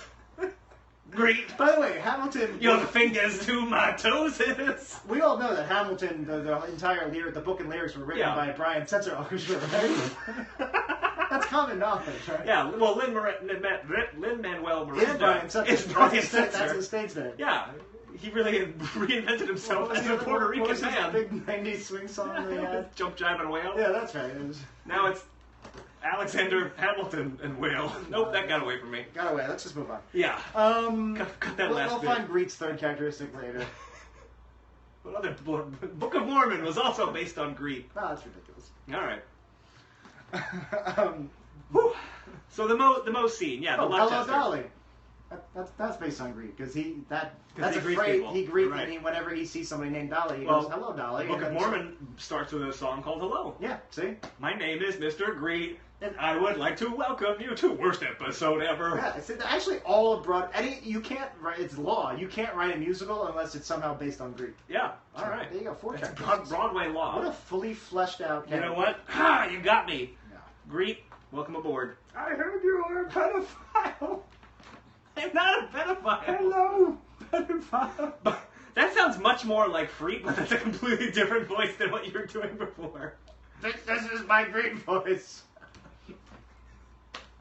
That's another characteristic. My voice changes constantly. What a compelling character. I have a flexible. What's that? Labia? What's that? called? Labia, larynx. Larynx. My labia is also flexible. Well, that's a characteristic. Is he transgender? Is that what? That's another character. Oh, okay. We are banned going to North Carolina until they let me pee where I want to. Oh my goodness, Greet. I'm sorry I doubted you. You are a 100% fleshed out character. I'm easy forgiving. Apology forgiving. All right, now you sound just like Jack. That's interesting. My voice changes constantly. That was one of your characters. So the love tester. Yes. And then the other one was that I liked even more than the love tester was I think it was supposed to be the jukebox, or I don't think it was a cigarette machine. It looked like a cigarette machine. Yeah, I but saw this too. It was their pants and hair. and hair. Yeah, I thought that was good. Dispenser. Yeah. So like you could, because again in the Lego world you can just swap out your entire legs. Yep. So that's a cool idea. I like that. Yeah, although I guess in the real world you could swap out your pants, but there aren't pants vending machines. Yeah. Now there should be pants. There vending should be machines. pants vending machines. Especially because like. Sometimes you soil your No, pants. I'm dead serious.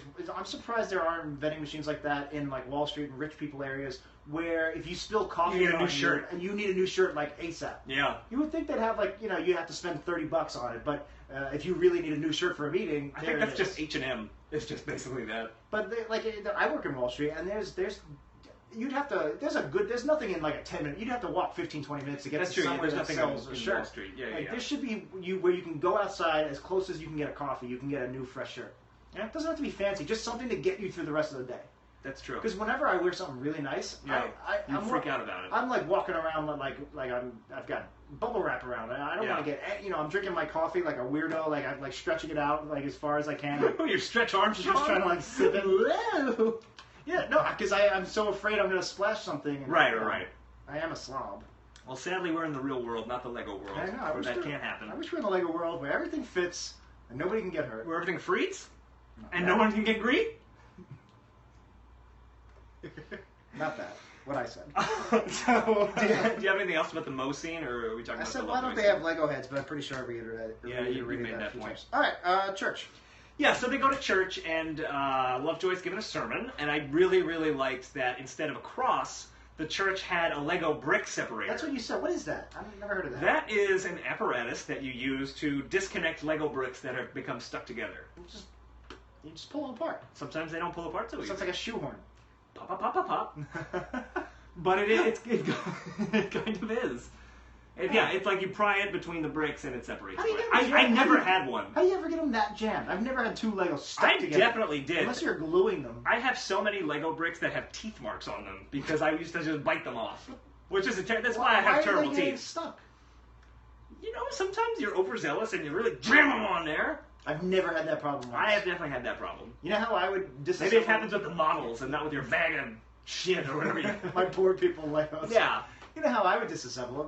I would just go, and smash them against the Right. floor, and it was great. But sometimes two pieces don't separate. You know, it was... Sometimes I hate when the waffles stick together. Sticking together is a good Well, one. apparently that's a thing. It's the cross. I like that it's the cross as well. Yes.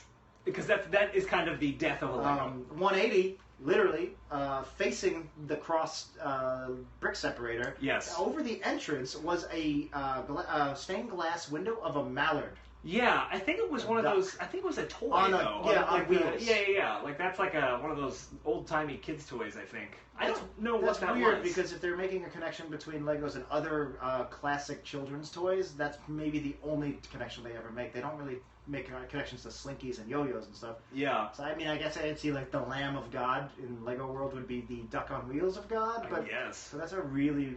It's a bit of a huge Did anybody stretch. notice? I mean, It's a we're not huge really stretch, paying attention to the everyone. comments right now, but if anybody noticed this duck has some backstory to it. Tell us what the duck is going on. Was it a Darkwing Duck reference? I'm assuming it was. They put Drake Because Ballard? well, they do get dangerous shortly thereafter. They do. That's reality. So Trips away. Real quick, there was a line I wrote down. I was trying to find it before we were having our atheism maybe talk. maybe the bar scene. I have another bar.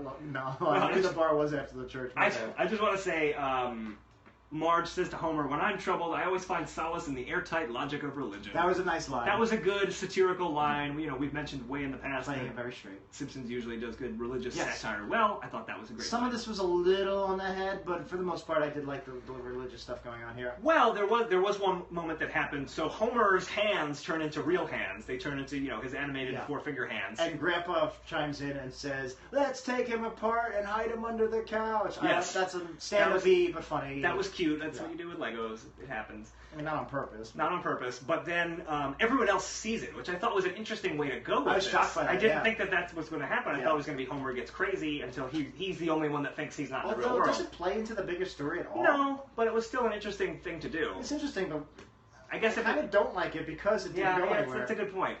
You're right. I guess Marge had to see it because Marge is aware of the problem, and that plays into their dynamic and their relationship, I guess. Yeah, But maybe it would have been sweeter if only Marge found out. but I did like. It wasn't worth the possible story problems, but seeing this, it kind of confirms that their world is not real, and Reverend Lovejoy just goes, "Well, it appears that our religion is not true. Sorry about that." Yeah, I had two thoughts. One, that was really funny, and Yeah. I was like, that could feasibly happen one day. But then my other thought was You know, a bunch of leftovers. I know. And then my other thought was that would never happen because they would come up with some excuse. They would never admit that they were wrong. Yeah, that's the devil. Yeah, which maybe happens in Leftovers. I don't know. I might be watching Leftovers soon. I just started working out in the morning, and I watch something while I'm doing my cardio. I don't know if it's a good workout show. I was thinking that it's a feel-bad show. Is how I describe it. I was thinking maybe that's not the time, but it's the only time I do have to watch something. Right now I'm doing Bob's Burgers. So. Nice. That's a good one. Yeah, no, I guess this is in the flashback. I gotta start putting context around the notes I take. Do you got another Moe's line? No. Okay. Well, my next note we talked about already, like who the hell are Lisa's friends? Yeah, what? So they're like they're older. Oh man, Rick and Morty is true. That you should watch Rick and Morty. Oh, you know what? Is it streaming anywhere? Yeah, it's on Hulu. You don't have Hulu, do you? All right. And I can't if I download them some other way, I wouldn't be able to watch them on my iPhone. So. Guess I'll pass. Right. Guess I'll pass. I got plenty of. I might do Archer actually. I'm way behind on Archer. I haven't seen like the past 3 seasons. I haven't seen Vice yet. I saw like the first neither. 2. Anyway, so these girls, I wish they had set them up a little bit more, but I guess you needed preteen girls because that's more than the Hunger Games market. It made sense once I realized what they were doing because my first instinct was like, where's Janie? Where's like Sherry and Terry and all the normal girls? But they're supposed to be older girls who are showing an interest in Lisa because Lisa loves the survival games. Yeah. Well, before we get into survival, I want to stick with these teens. They reminded me of millennials. We've talked about how millennials on The Simpsons don't look like Simpsons characters. They look like Simpsons. Like everybody's got their Simpsonized Facebook photo and stuff like that. Right. And it never quite looks like a Simpsons character. It just looks like you and Simpsons. Yeah. And millennial characters, they seem to always have this problem where it doesn't look like it fits the universe. They look like too detailed almost. Yeah, exactly. Like there were too many. Like the girls, one of the girls had curly hair and a hat and earrings and a shirt and like. Too much stuff. Yeah, they look too not adult, but they didn't look like Simpsons characters. Yeah. Lisa has a pair of shoes, a bland red dress, and a pair of pearls, and that's it. You know what it might be? I'm trying to think. As far as character design. I guess like Skinner and Smithers and stuff. Maybe this isn't the case for all of them, but a good deal of Simpsons characters wouldn't translate to real life. Like there's proportions are off. They have bigger heads or weird eyes or something. Yeah, I don't know. There's a guy. Oblong. There's a guy at my office who looks exactly like Flanders. That's so funny. I think Flanders is someone who you see real people. Yeah, I see lots of real because my sister's best friend growing up, his dad looked and acted exactly like me. Yeah. I think maybe if they didn't look so normal, if they looked a little like Wendell or something, but older. Right. Even Sherry and Terry look kind of cartoony. I don't know. So let's talk about this Cosmic Wars Hunger Games. Why can't they? It's called the starting game. The survival games is what it's called. Just call it the Hunger Games. I feel like they could have even had a funnier name. Just call it the Hunger Games. Well, I don't. They call it Star Wars. They don't need to call it Hunger Games because they're trying to poke fun at it, especially at the end of the episode. They call it Star Wars. They call it Jaws. They don't call it Star Wars. They call it Cosmic Wars. But they called it Star Wars the first 10, 12 years of the show's run. I guess when they make a reference to the actual thing, they use the real name. But if they're going to subvert it and kind of parody it, they use a parody name. They talk about Night Boat. They didn't change the night in Knight Rider to something else. It wasn't like Talking Boat. Incorrect. Look, a canal. Yeah, they didn't call it Talking Boat. They called it Night Boat. I know, but that's parody. That's the only thing I liked about this parody of the Hunger Games was that they could have some fun with the character names. The character names were really funny. What were the guys' names? This is at the end, right before the credits. It's kind of the last act, I guess. We just see Lisa. Thason and Joshuel. Yeah. That's funny because they're like sort of names, but not. Right. Well, because Hunger Games is like PETA and Gale. Yeah, PETA and falafel. I'm getting hungry. I actually had a really good falafel Friday. All right. Falafel. Is that what you have? Falafel Fridays? Falafel Fridays. Gotta keep things hummus interesting. and pita co. Nice. It bothers me that they do this Cosmic Wars. It didn't bother me that they changed the name. But I did like those names. But the little you scene brought at up a the good end. point. Yeah, they're not making because Homer is miserable. He's like, and he's right to be miserable because the show. It's like, I can't choose between two boys, and it was like really bad and redundant and flat. Yes. Thing is, we're gonna defend Hunger Games a little bit. That's actually a really decent trilogy, and for a young adult, it's got some layers. It's not deep. It's not Crime and Punishment. It's not Twilight. I think the That's criticisms they they were were throwing at Hunger criticizing Games Twilight. were really more accurately thrown to Twilight. They're criticizing Twilight, whereas Hunger Which Games is very has- much this hand-wringing about two cute boys who are interested in me. Hunger Games has some meat to it. There's some. Yes. It's got some more complex relationships. It's a little deeper. You know, it's Right. not Crime and Punishment, but No. it's actually a pretty mature, dark trilogy. There's no scene where Katniss Everdeen kills Ileana the pawnbroker and takes her money. Well, there's always Hunger Games for it. That's There's true. actually there was what was it? I did like the fake name. So yeah, I'm against the whole cosmic warsification of Hunger Games, but I Right. did like the name Braving Courage as the new book. Yeah, I like that. Braving Courage is funny. Because it's just bland. What does that even mean? Braving courage. Yeah, well, It's bland, just like Catching Fire. Yeah, exactly. Yeah, I don't know. Homer's in the back of the theater being like, I just want to see the kids kill themselves. It Which seemed, you must have loved. I did. I loved it. Yeah. But it felt like the writers being like, my kids are into this Hunger Games thing, and I don't get it. Yeah, and again, I gotta defend Hunger Games. I thought they were wrong to criticize it so much. Yeah. You liked Hunger Games movies on the whole? I never saw the last one. I honestly, really did not like the third one. I didn't like the third and fourth one that much. I thought they kind of lost their way. I really liked the first one, and I didn't like the first one. I liked the second one a lot. I like the second book more than the first book. I like the first movie better than the second movie. Yeah, I only read the first book, so I don't know how it ends. But again, the story is. I like that the story is a little bit complex. It's not just like a standard. Here, this Right. happens. This happens. There's some layers to it. I've also never seen But the Battle movies are Royale, kinda which I good. really I've need never to. seen Battle Royale I either. should watch Battle Royale. So they're in the flashback, and Lisa. So Marge points out that there's this thing that they can go to, this Lego convention. I guess. Yeah, Brick something. I don't even remember what it was called. And It's not that funny. there's a line I really liked where she said, "I found this in the Arts Weekend obituary section of the paper." And again, that's very standard, but it's telling, not showing, but it made me laugh because it was very quick. Yeah. And it's true. Like when you have a local newspaper, they just kind of throw all that shit in the end. Right. And I like that the Arts Weekend obituary section's all together. Yeah. That's all the miscellaneous section of the newspaper. That rubbed me the right way. Homer comes in and kind of embarrasses Lisa in front of her cool new friends. Yeah. I wrote down, he says, it's going to be mucho fresh. Oh, jeez. That was just like, it's That was cringy not fresh, yeah. to write cringy parents, things like that. Yeah, that was no good. Yeah. I do like that. We've probably seen this before, but I like that this was more or less a reverse Lisa the Greek. Mhm. I actually was present. I'm going to call this the C plot, even though it ties into the A plot. Right. But this whole dynamic between Homer and Lisa is Where Lisa's growing up and distancing herself I from don't know Homer. if I had to have had it in some episode before, but maybe not. Yeah, I don't know. I thought it was a strong episode, and I thought they did a decent job handling it. It could have been a lot better, Yeah.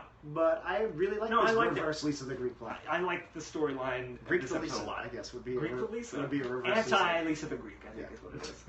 Oh, Yeah. and then Homer says, "I don't fit into her world," I wrote that down too. Yeah. which is I'm I thought that guessing was that's great. intentional. Of Yeah. course, yeah, because then the whole thing is that he imagines a world that fits together perfectly. Yeah, exactly. No, I thought this was really tight. That stuff. was really strong. Yeah. There was a weird kind of runner type thing where Homer calls Lenny at one point and Yeah. says that he can't go to the fight. Yeah. They were He going to says fight we two can't surfers. fight two surfers, and Lenny goes, "Why? You sat. You sat on their fish tacos. I didn't like that, but then it cuts to, we actually see Lenny and the surfers brawling on the lawn of, I think, Springfield Elementary, and I kind of liked that. You know, Were you the other way around? I was the other way around. I like the Interesting. surfer line, and I wouldn't call it a runner, just because it was just those two. Yeah, beats. yeah. It was like a callback. The animation was kind of funny, but I thought it was unnecessary. Yeah. I do like the idea of fighting surfers. It's the randomness of it, I like, but I didn't like it in place, and I didn't like any of it in place of the episode. It felt tacked on. I hear you. So let's, I guess, talk about kind of the catharsis that Homer experiences in the episode. That's Yeah. the next thing I have. Homer, he's in this plastic world where everything fits, no one gets hurt. It's obviously a metaphor for his daughter growing up. He doesn't want to experience that. And he kind of has, it's a little bit on the nose, but he explains like, having this, the fact that I don't always have this time with Lisa is what makes it so precious in the first place. And kind of this very good father type thing. I don't agree with that. I feel like if I had liked it. 1,000 years to spend with my grandparents and my parents, Yeah. it would be even more special than spending 20 years with them. I don't know about that. I think they're saying the scarcity of the thing makes it valuable. I don't think it does. The water's not scarce, and I love water. That's true. You do love water. But I do like that Homer, he kind of takes it to the logical extreme, like, I'll never get old with Marge, like, we'll never get to retire and collect Social Security, like bums or something, he says, which is whatever. Yeah. But then he gets to, I'll never experience the gentle slumber of death. And that is legitimately, like, a thing that sways him into being like, I have to go back to the real world so I can die.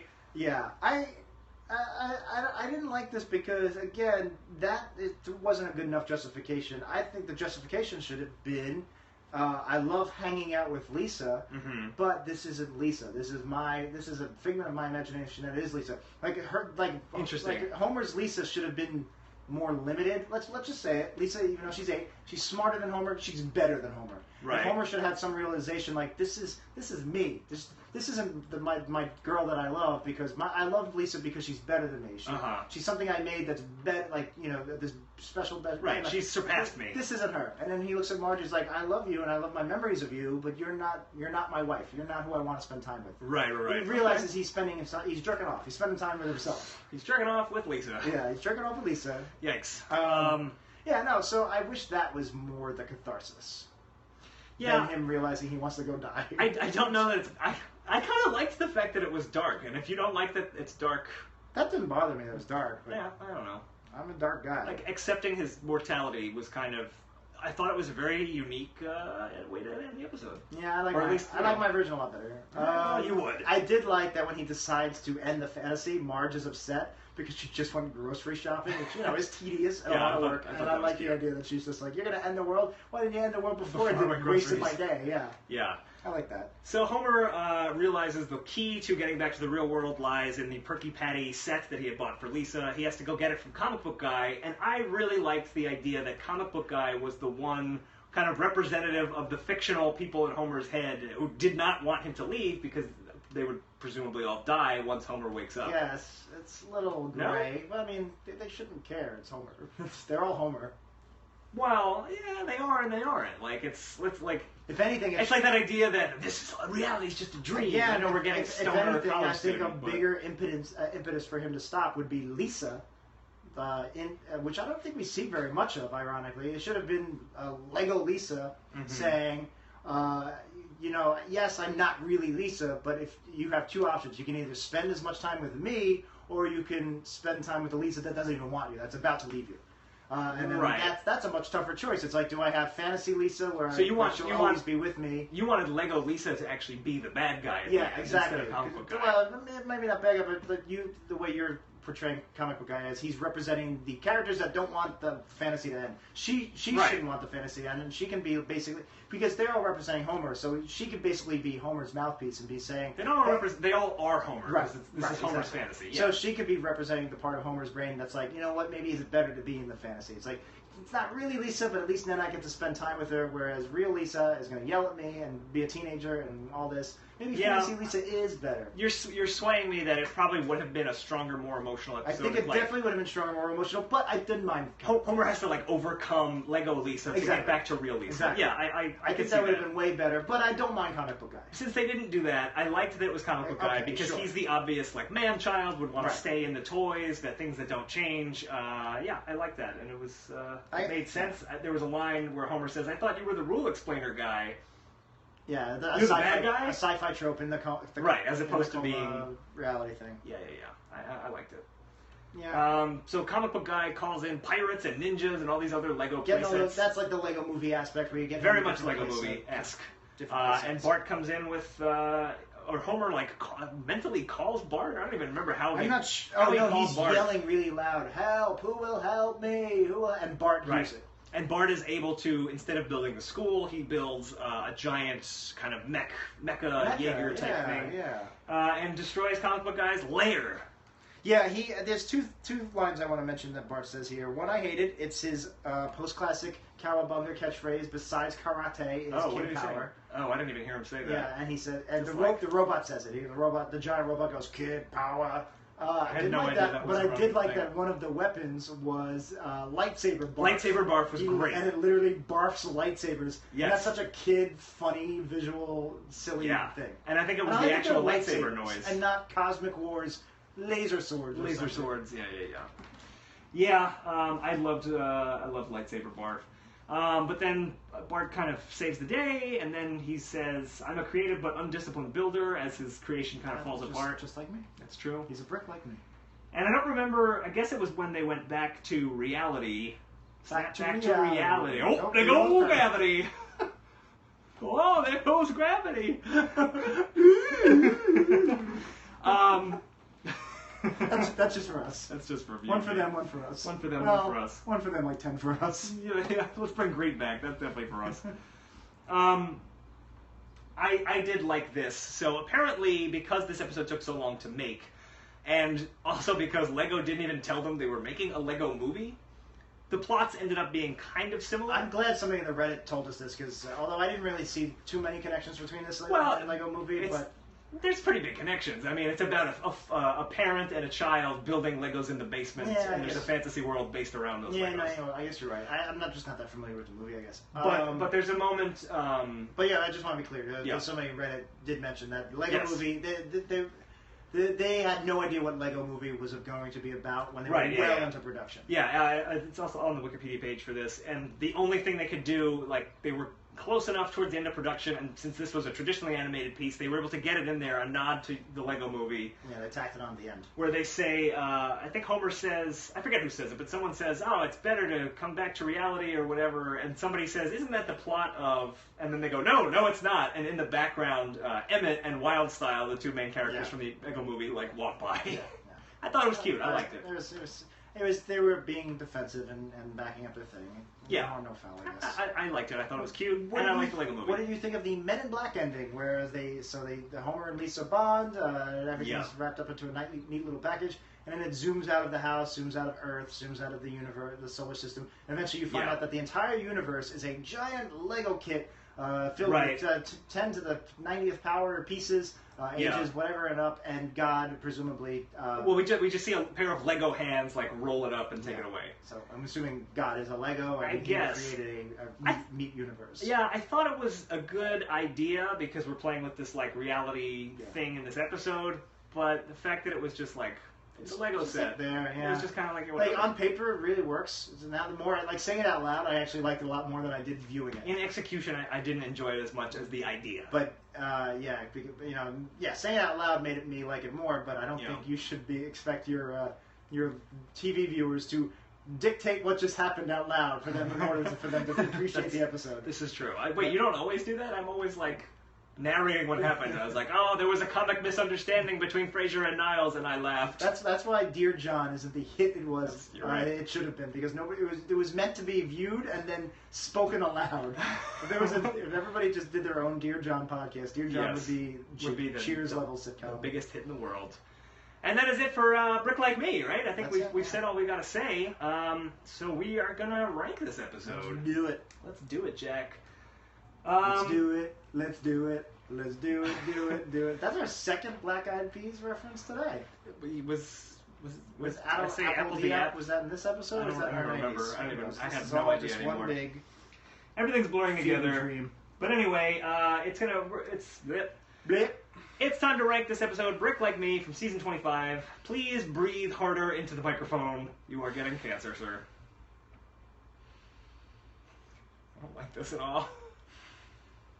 It's just very hot and You steamy. sound like smog. Like Smaug. Smaug. Right, so season 25, Brick Like Me, it is time to rank that, and to do that we're going to do it on our Hippo scale, looking at the humor, the integrity, the production values, and the originality of Smoke! Smoke! Smoke! Smoke! House! Where does Smog live? In a house? Well, there's a mountain cave? Alright, time for the Hippo scale here. The humor, the integrity, the production values, and the originality. So, we're going to rank all that. Rank? Who came up with that? Who just did that smile? That was very clever. That was fun. I think it was Dusseldorf. Audio listeners need to realize that we did not come up with that. Okay, Gak is what I was going to say. Get the Gak! Get the Gak! You promised to never use that nickname for me again. You know how traumatizing it was when the kids called me Jackie Gax. Jackie Gax! Hey, Jackie! They call you Jackie Gax! I don't care for it. I'm your father. So, Jack, please put 2 minutes on the clock. Oh, Jesus.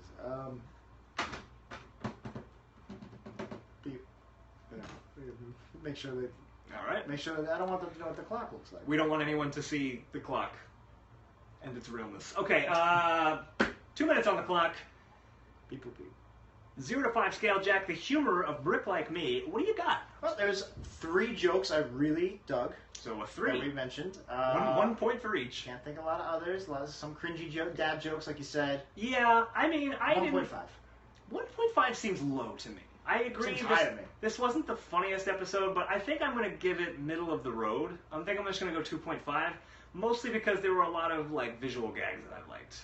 I mean, that'll get to do in production. Yeah, you're right. Visual gag could be humor. I guess. I'm going to say 2.5, but I might go to 2. This is a tough one for me. This category. I mean, Yeah. I feel like I should be doing 2. I don't know. This is the one I'm least comfortable with. I might change my answer. I think for the other ones, I know what I'm going to do. But integrity, Jack. What do you got? 0 to 5 scale. I think the emotional stakes here between Homer and Lisa could have been done a lot better, but it's certainly stronger than what we've been seeing. It's very strong. I agree. It could have been improved. I mean, I wouldn't call it a 4 because, again, that would be like the good episodes. We consider the Hippo scale should be able to safely contain the classic episodes. Well, it could, but an older episode would rank higher on humor also. Yeah, but it would also rank higher in integrity because they would have gotten it a little bit better. They would have gotten it right. Okay. I don't think this got it. It was on the right track. It's certainly better than most post-classic episodes. It was good. It was good to great, but not perfect, is what I think I'm hearing you say. Was everybody themselves? Yeah, maybe I could go 4. 3.5. I'm going with 3.5. It actually does feel a little low. I'll tip my hand. 4 is what I was going to say. That's why I was kind of fighting you on it. So I'm going to say 4 on the integrity. I think it's a very, it's a sweet episode. It's not like we're not bending these characters out of shape. Well, they can't. They're Legos. But that's true. They're not Stretch Armstrong. They're not. When is the Stretch Armstrong episode going to air? I don't know. Where they fight Zach Man. I'm not a big Stretch Armstrong fan because I got it for Christmas. Yeah. And we drove to my aunt's house, and I left it in the car. Yeah. And it was a very cold winter. Oh, no. And it froze. And now he's hard Armstrong. he was rock hard, and he was useless. I never had Stretch Armstrong. A rock hard Stretch Armstrong. I had Vac-Man, and Vac-Man was cool because you like pumped air out of him, and he would like solidify. It wasn't the same as Stretch Armstrong? No, it was different. We can talk about this on 90th percentile. I'm sure it'll come up at some point. But for now, the production values of this episode. What do you got, Jack? 0 to 5. I wish it was live action. Not live action. I keep saying live action. I mean, yeah, it would be live action. I wish it was stop motion. Yeah. I wish it was stop motion. I get why they had to do Simpsons heads, but I kind of wished it was like Simpsonized version of regular Lego heads. Kind of like the Superman, Batman. Like in the Lego movie, they were still Legos, right? They had the little things on their heads and stuff. By and large, yes. But there is a scene where Milhouse is in the Lego movie, and he looks like he does in this episode. Yeah. That's how the Lego play sets for The Simpsons actually work. I would have liked it better that way, but the way it is very beautiful. And I do like a lot of the gags. Yeah. Voice acting, par. It's pretty strong throughout. I'll go 4. I'm gonna go 4.5 because I really think this is where the episode really shines the most. This episode looks really great. Yeah, I would say this is where it shines the most. And I think there were more visual gags than normal, and I thought more of them worked. So sure, all right. I'm gonna stick by it. You can't change my mind. I wouldn't try that hard. I mean, I think it's high, but it's not. It's not. Somebody said that Jack's Stretch Armstrong decomposed very quickly. That's a reference to 90s episode that hasn't aired yet. Yes, but clearly someone's been with us all day. And finally, Jack, the originality of this episode, 0 to 5 scale. What do you got? I mean, it's not original in fact that it's a common sci-fi trope, but it's original for a Simpsons episode. Definitely. And then storytelling structure, I think this is one of the stronger episodes we've had. Absolutely. Like you said, it started off in the fantasy. Mm-hmm. I like that the dumb B plot of Bart just building things actually ties into the end. Agreed. I like that the C plot of Homer and Lisa's dynamic is actually really more or less the A plot. Very strong. Everything tied up really well together. I'll go 4. Maybe 4.5. I'm gonna go 4 as well. I think this episode could have been a little bit stronger, as Jack kind of swayed me on earlier. But I think it's really. I'm gonna go 4.5. I'm gonna go 4.5. Yeah. All right. That's a bold choice. I'm gonna stay at 4. I kept the integrity. Just to spite you. I kept the integrity and the humor lower. Yeah, let's go for 4.5. All right. That might be my first 4.5. I gave my first 0 the other day. It's not your first 4.5. Well, what the fuck do I know? I don't know. Yeah. All right, guys. Now we're gonna actually take a look. We usually cut this part out, so Periscope, you're getting a little behind the scenes. Yeah, I was gonna do a little math. Okay, so it slots in pretty nice right now as a... Oh wow, look at that. That's a holy number. You're right. 3.333333333. So it would be a better episode than Squirt and the Whale and a worse episode than Skinner's Sense of Snow. I'm surprised. That's a lower number. It should be higher than 3.5, I feel like, on average. No? What should be higher than 3.5? To me, if the overall average feels like it would be it would be like a 3. If I had to rank, if I only got one, if there was no hippo, if I had to rank it from 1 to 5, I would probably rank it 3.5. That's interesting because your ranking is 3. Oh, what the fuck do I want? You could fiddle a little bit. This is hashtag behind the wheel. No, I don't want to fiddle it. I am very happy with my scores. All right, so then we will slot it in there. I guess it's the humor that hurt it. Yeah. Simpsons should be funny. This episode wasn't unfunny. Yeah. It could have been funnier. Do you remember? You've watched the original Simpsons, right? You've watched the first 8 seasons. No. It's a very funny show. Guys, I've been lying this entire time. I have never been seeing The Simpsons. They've got a lot of jokes. I don't even watch the episodes we're talking about. I just infer from what Jack They have says. a lot of yucks in them, and these episodes do not. Yuck. I almost think we should weight the humor category more. Because these episodes, even the good episodes, like the Halloween one, they all fail as Simpsons episodes because they're not fucking hilarious. We maybe should have weighted humor more, but humor integrity. It's been 85 episodes. We'd have to recalibrate the all thing, and we're definitely not all doing summer that. doing that. No. We're making things easier on ourselves, not harder. It's just a nerdy podcast for nerds. Who cares? Yeah, it is. Thanks for joining us on Periscope. Coming back in, Jack, so cut all of that. Sure. Okay, so we have crunched our numbers, and Brick Like Me from season 25 has ranked as a slightly better episode than The Squirt and the Whale, and a slightly worse episode than Skinner's Sense of Snow. That puts it at number 76. Trombones in the Big Parade. House Number 76 on our list, which it puts it in the top 10. So it deserves to be in the top 10. Yeah. I'm surprised at our ranking. Skinner's Sense of Snow comes out better than the Whale one. Skinner's Sense of Snow is funnier than the Whale one. It certainly is. That's generally, like a lot of these newer episodes, we appreciate them, but we don't necessarily love them because they're not that funny. Again, if I wasn't going by the numbers, if I was going pure gut, pure West, I would put this episode I would put this episode worse than both of those. Yeah. But the numbers don't lie, apparently. I agree, and after all the hype this episode kind of had, and not a huge amount of hype, I was hoping it would be a little funnier, but I was still happy to watch this episode. It was a good birthday gift to ourselves. Happy birthday, Dan. Happy birthday, Jack. And that is it for this episode of Worst Episode Ever. If you have an episode you'd like to suggest, you can still do it on weepodcast.com. That's weepodcast.com. We got a form there that you can submit an episode. And while you're there, you can get to our Facebook page, our subreddit, our Twitter, all of our social media, all of our stuff is at weepodcast.com. And you can also get 90s Percentile, which is a great show. Jack and I, we usually have a guest. We talk for 60 minutes about the 90s. Again, if 90s nostalgia isn't really your thing, we don't quite We talk don't about the... totally talk I don't want to just sound about the 90s. pretentious and say we deconstruct the idea of nostalgia, because we certainly lean into the curve, but we basically just talk about whatever the fuck we feel like. Yes, Yeah. basically. Yeah. If you like the parts that are ridiculous on this show, you might like 90s Percentile as well. And tell your friends, if you do listen to 90s, tell your friends exactly that, because maybe that's why they don't want to listen. Right. Just say, hey, it's these two moderately funny guys. It's only an hour, and it's I pretty like good. that. Moderately funny. That's a good Moderately qualifier funny. for the two of us. There you go. Maybe that should be our tagline. But anyway.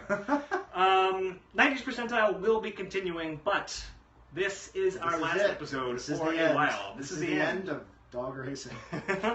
Actually, really quick, Simpsons Trivia will be continuing. So if you are in the Brooklyn area, Woohoo Classic Simpsons Trivia, Google it. You'll find it. It's the first Thursday of every month. But this is going to be the end of the road. And Use It in a Sentence will be continuing. Yes, my spelling homework blog. It's right now. It's basically just on Facebook.